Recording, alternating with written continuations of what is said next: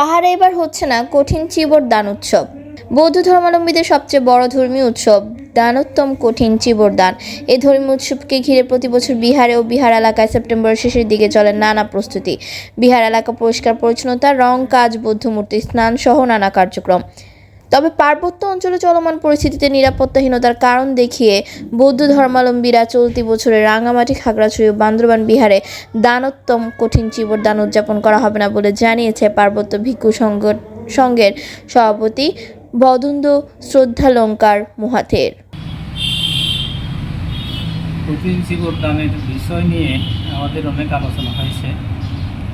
বিশেষ করে যারা দায়ক দায়িকা আছে, দায়ক দায়িকাদের মধ্যে অনাগ্রহতা বেশি আমরা দেখেছি।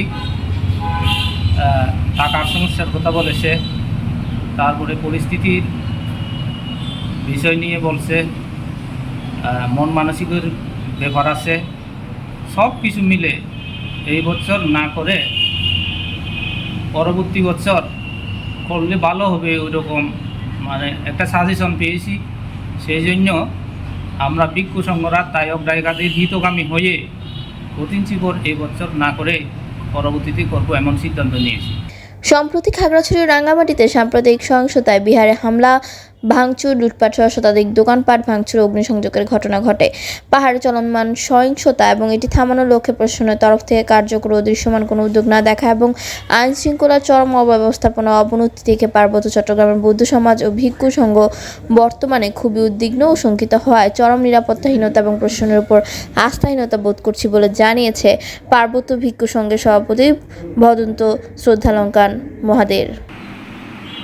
এবারে এই কঠিন চিবদান হচ্ছে না, এটা সবার মধ্যে একটা কষ্ট থাকবে, আমাদের মধ্যেও থাকবে এবং প্রত্যেক দায়িকার মধ্যেও থাকবে। তবুও যে পরিস্থিতি বিবেচনা করে, নিরাপত্তা বিবেচনা করে আমাদের 3 পার্বত্য জেলায় বৌদ্ধ ভিক্ষু সংঘ এবং দায়িকা সর্বসম্মতিক্রমে যে সিদ্ধান্ত নিয়েছে সেগুলোকেও দায়িত্ব পালন করতে হবে।